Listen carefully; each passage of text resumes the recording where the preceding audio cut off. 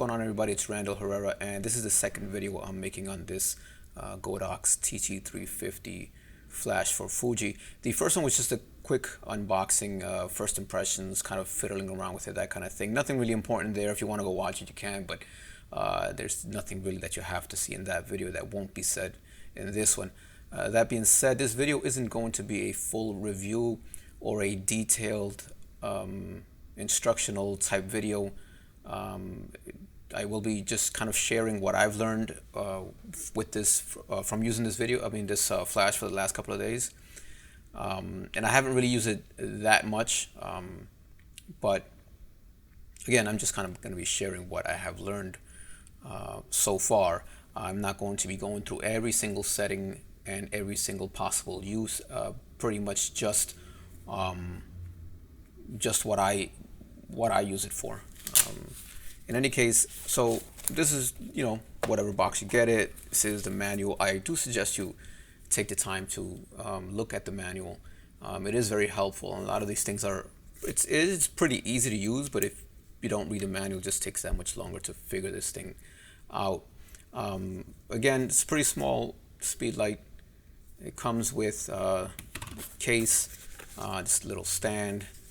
It's a nice case like you would get with any decent speedlight, right? And comes with the diffuser, and it's got the little bounce card there, and for your wider spread. So anyways, let's get this on the camera. The build quality is pretty decent. I mean, it's 85 bucks. So you get what you pay for. It's not bad. I think that's actually pretty good for its cost. Alright, so when we first power up, this is usually the mode you'll be in. God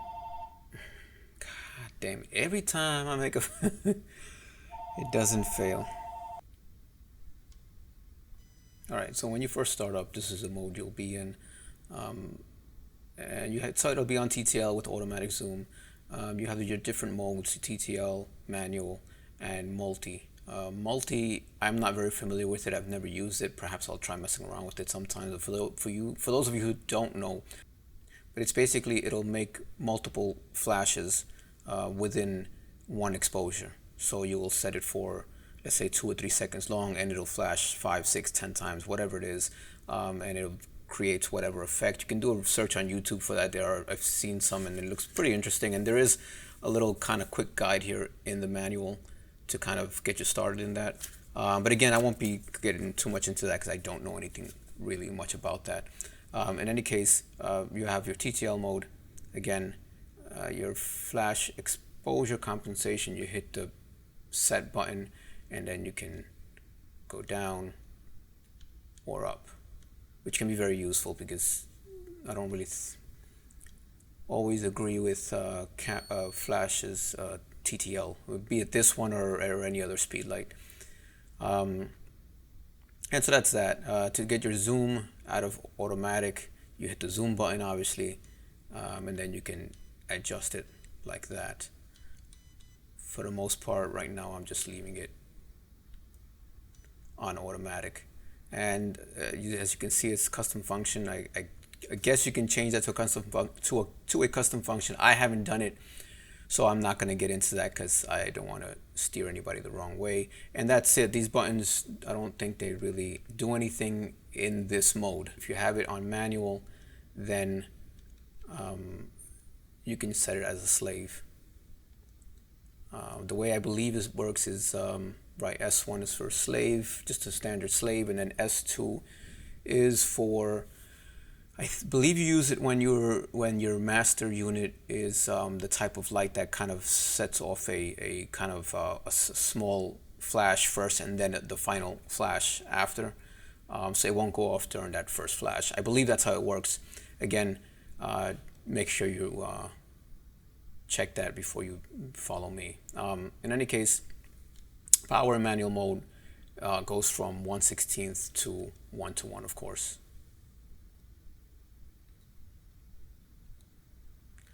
So to get out of this mode, You hold the sync button,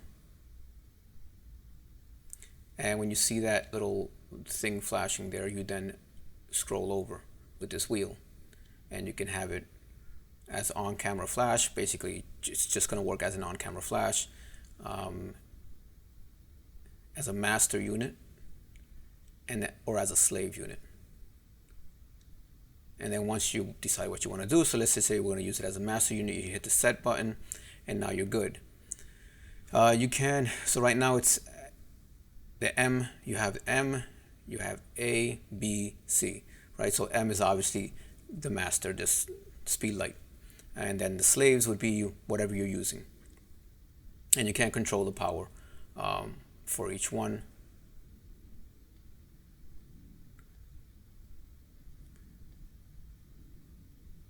You can also change the channel. If you hold it, kind of do a long press down, you can see it blink in there. You can control, I believe it's up to 16. Yes, up to 16 different channels. And within each channel, you can add 3 lights.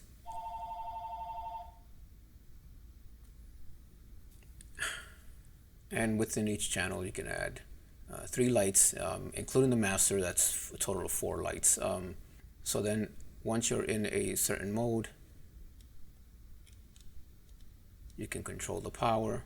You can also control the mode of that particular light. So if you're using, let's just say you were controlling 2 off-camera lights, and you don't want this light to go off here, so then you just do that. You hit the mode button and it'll turn that off, and then this one won't fire, only the slaves will. You can also do that to TTL, and then the slaves can be on manual. You can totally control it very easily. When I first got it, I thought I would have less options in terms of controlling things, and that I would be in such a bigger rush for the XT1 for the Fuji to be released. But so far, this is working out for me very well. I mean, I use it in a very basic way mostly for portraits. I have a pair of AD 362s, and it works very well for how I use it. Somebody who does a lot more extensive kind of thing, maybe like with events, that kind of thing, perhaps this won't be enough. But for me, so far, it is proving to be, I could just get by with this. So far, I haven't tested it, like really taking it out for a shoot where, I could see how reliable it is, and as far as distance and that kind of thing. But so far, it is working out very well. All right, so one of the things that I'm really enjoying about Godox right now is that I can control the same lights. This 360 here, this Flashpoint, again, it's all the same. They all work. It's all the same company. It all originates from the same place. I have one for the Sony, Canon, and now Fuji. I do shoot with all 3. I don't know how much longer I'll be shooting with Sony, to be honest, as the Fuji seems to be taking its place. But in any case, the fact that I can control these lights with this, they reach like $45 a piece. This is 85 just because it's a speed light as well. But if I waited for this to come out for the Fuji, it'd be the same cost. It is going to be the same cost. The fact that I can all control the same lights is, I'm like very happy with this. In any case, let's see here if we can get this to work, because it's a little bit close, and for those of you that are not aware, when it's very close, it will not fire for whatever reason. So anyways, going back to what I was saying, where I left off here, let's say. So we went through all the different modes and what you can do, how you can turn some off, turn some on. Like right now, this is A, channel 1, so it's actually off.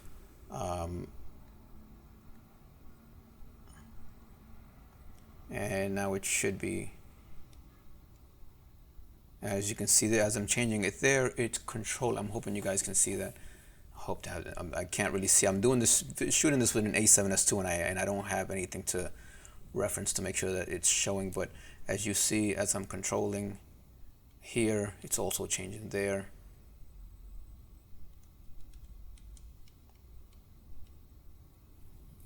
And let's see if it will. And there you go. It works very well. Like I said, I would definitely recommend it. $85 for this thing, and you know, you can use it as a controller. As you see there, it's got the Fuji. It's now saying Fuji. When you have your Canon, it'll say Canon. When you have your Sony, it'll say Sony. So far, I'm very happy with this. It's definitely worth the $85 just because it's one of these. To a certain extent, I do believe that this maybe has some more features. And it's a little speedlight that I can take with me when I don't feel like lugging this big thing around. You know, for the most part, to be honest, I would only take this and this alone on, you know, for personal use, family trips, vacations, night out, or something like that, where I don't feel like taking, you know, it's not a photo shoot. It's just a night out where I think I might need a speedlight. But that's it for this video. So far, like I said, I'm very happy with this little speedlight. As you see, it rotates very easily. It's got the little markings there for you to. I don't ever use them, but anyways, they're there. 2 batteries, 2 AA batteries. I wish it would have had those lithium-ion batteries that some of the Godox speedlights come with. But in any case, I have rechargeable, so I just do it that way. I don't know, I haven't really tested it extensively, but so far it doesn't seem to heat up or overheat too quickly.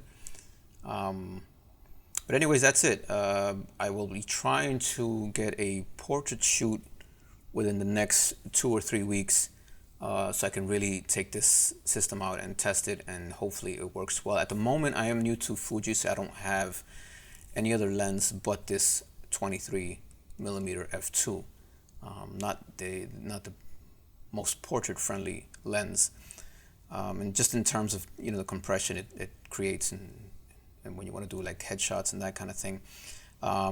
Hopefully I will either purchase something soon, or if not, then I will be renting a lens, because I do want to put this camera through its paces and figure out if it is for me. But in any case, the TT350, definitely worth the $84 or $85 that I purchased it for. I would definitely highly recommend for a Fuji user if you're looking for a small speed light. If you're just looking for a controller, then you might as well just wait. I mean, unless you're in a huge hurry, you might as well just wait for this to come out for the Fuji. I don't know, I think they said sometime in August is what I heard. I'm not sure how accurate that information is, but that's what I heard. And yeah, if you're just looking for a controller, then I would say definitely just wait for this. But if you're looking for a small speed light, might as well get this, because it can also control your other Godox lights. Anyways, that's it for this one. Again, hopefully some of this has been helpful. I know it wasn't a very detailed review or instructions or anything like that, but I was just, again, it wasn't really meant to be. It was just more me sharing what I have learned in the short time that I've had these. So thanks for watching. If you liked it, hit the like button and subscribe if you want, and I'll see you guys next time.